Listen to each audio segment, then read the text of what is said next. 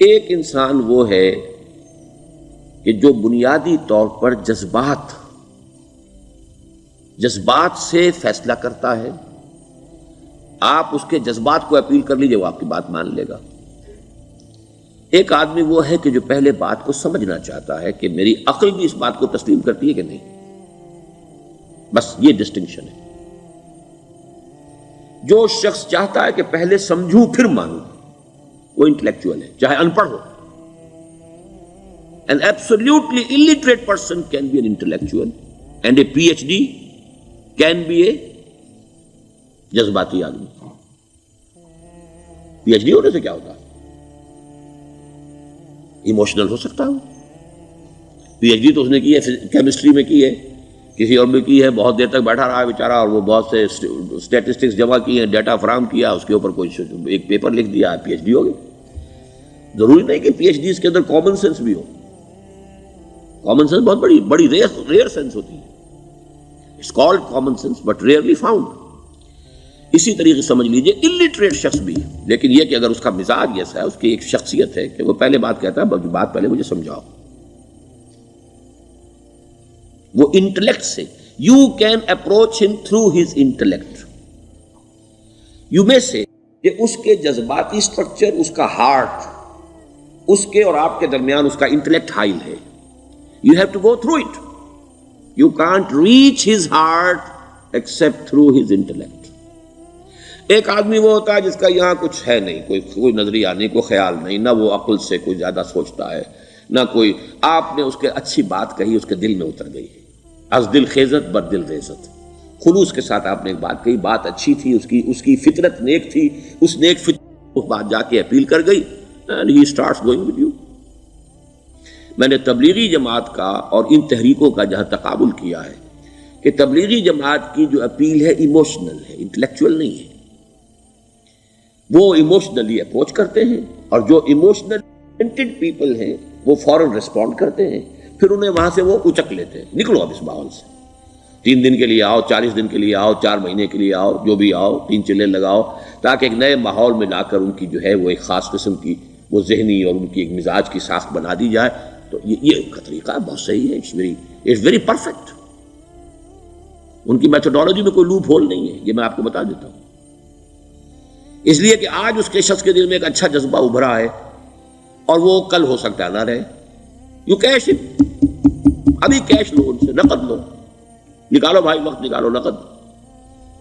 اور ان کا بڑا پیارا جملہ ہے، گھر گئے تو گر گئے. بڑا پیارا جملہ، گھر گئے تو گر گئے. یعنی یہی وعدہ تو کر لو نا کہ بھائی ارادے تو کر لو. بڑا پیارا انداز ہے یہ. بھائی ارادے تو کر لو. وہ ارادہ کر لیا تو آپ ایک وعدے کی وجہ سے بند گئے. اب یہ کہ اچھا بھائی چلو نکلو. اب نکل گئے تو پھر تو ان کے قابو میں آئی گئے. اب آپ انہوں نے 24 گھنٹے وہ آپ کو جو ہے اس میں رکھنا ہے کہ وہ آپ اپنی ساری سوچ وہ سب کی سب جو ہے وہ سب جاتی رہے گی. تو یہ اپنی جگہ پر it's a very perfect methodology, لیکن اس کی اپیل لمیٹڈ ہے to emotional people, not to intellectuals.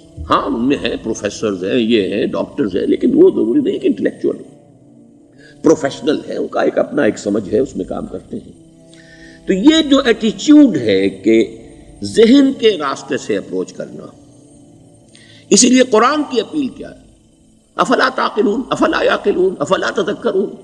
ساری باتیں عقل سے کہا.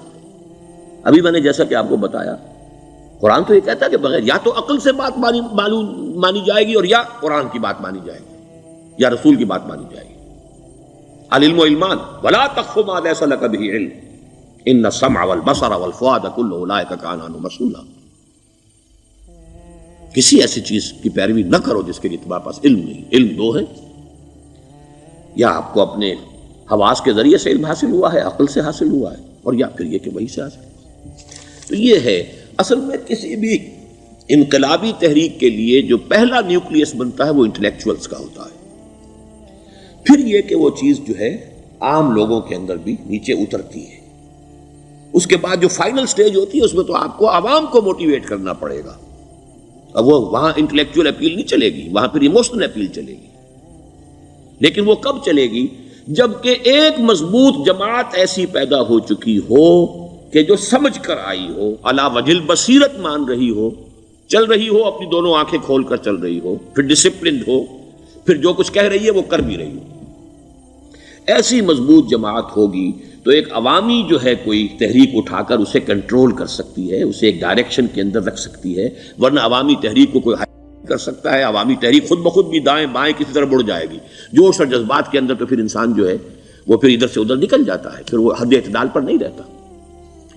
اس کو کنٹرول کرنے کے لیے جیسے ریڑھ کی ہڈی ہے انسان کے جسم میں، وہ جب تک کھڑی ہے میرا پورا پوسچر کھڑا ہے، اگر اس میں سے کوئی ایک من کا بیٹھ گیا تو کوب نکل آئے گی انسان کی۔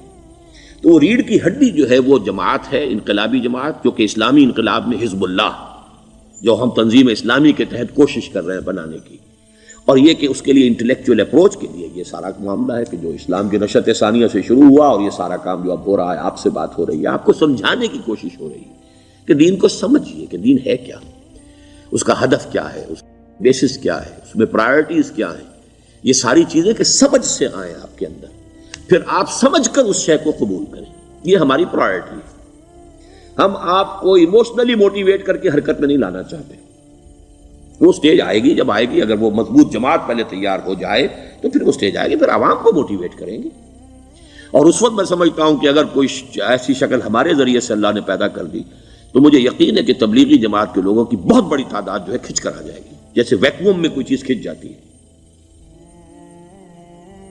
لیکن جبکہ انہیں معلوم ہو جائے کہ ہاں دین ہے واقعتاً، یہ کوئی اقتدار کی جنگ نہیں ہے، یہ کوئی اور مسئلہ نہیں ہے، کوئی اس میں شک و شبے سے بالا تر بات نہیں ہے، خالص دین کا مسئلہ ہے، اور اس کے اوپر کوئی تحریک شروع ہوئی تو پھر وہ نکل آئیں گے لوگ۔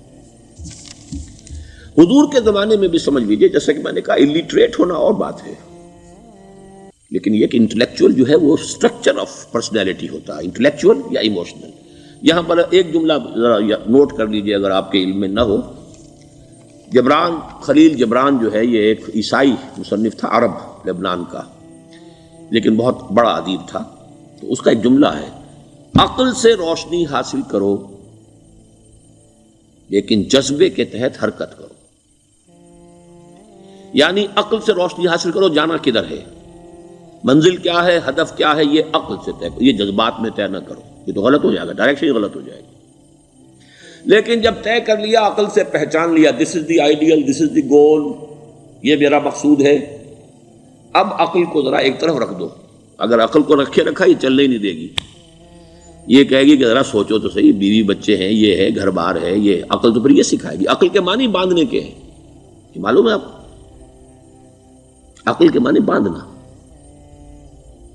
اقال جو یہ عرب لوگ اپنے سر کے اوپر یہ لگتے ہیں، اقال، یہ کیا تھا اصل میں؟ یہ عرب بدو جب ہوتا تھا، بدو، وہ اپنے سر پر ایک رسی باندھ لیتا تھا کہ جہاں کہیں وہ اونٹ سے اترے گا وہ رسی اپنے سر پر سے کھولے گا اور اونٹ کا گھٹنا اس سے باندھ دے گا۔ ایک گھٹنا باندھ دیتا تھا تاکہ اب یہ اونٹ دوڑنے کے قابل نہیں رہا، 3 پاؤں سے اچک اچک کر، ادھر سے کوئی کیکر کا درخت ہے کچھ کھا لے گا، کہیں اور چلا جائے گا، دوڑ تو نہیں سکتا۔ اس رسی کو وہ اقال کہتے تھے۔ اب جب اس نے پھر چلنا ہے، سفر شروع کرنا ہے، وہ رسی اونٹ کے گھٹنے پر سے کھولی اور اپنے سر پر باندھ لی، یہ اقال تھا جو اب یہ سنہری اقال باندھے پھرتے ہیں بادشاہ لوگ۔ That is the basis of their اقال۔ اسی لیے حدیث آتی ہے کہ ایک بدو، ایک عرب باہر سے آئے، اونٹنی کو انہوں نے بغیر باندھے، وہ مسجد نبوی سے باہر حضور نے دیکھا کہ وہ اونٹنی کو انہوں نے باندھا نہیں، اس کا گھٹنا، اور وہ چلے آئے۔ حضور نے پوچھا کہ تم نے اونٹنی کا گھٹنا کیوں نہیں باندھا؟ انہوں نے عرض کیا کہ میں نے اللہ پر توکل کیا۔ تو حضور نے فرمایا یہ غلط ہے، اعقلھا ثم توکل، پہلے اس کو باندھ دو پھر توکل کرو۔ اسباب اور وسائل و ذرائع کا استعمال یہ تم پر لازم ہے، لیکن توکل اس پر نہ کرو، توکل اللہ پر۔ یہ ہے بیسک جو یعنی بیلنسڈ رائے ہے کہ آپ ایسے بالکل اسباب سے مستغنی ہو جائیں تب بھی غلط بات ہے، آپ you do what ever you can do, لیکن یہ کہ اس کے بعد یہ نہ سمجھو کہ میرے اس کرنے سے کچھ ہو جائے گا، یہ میرے وسائل اور ذرائع سے کوئی نتائج نکل آئیں گے، نتیجہ اللہ کے ہاتھ میں۔ تو اعقلھا ثم توکل، یہ اعقل، عقل کے معنی باندھنا، پہلے باندھو اس کو۔ تو اگر چلنے میں تو عقل کو ایک طرف رکھ دو، بے خطر کود پڑا آتش نمرود میں عشق، عقل ہے محو تماشائے لبے بام ابھی۔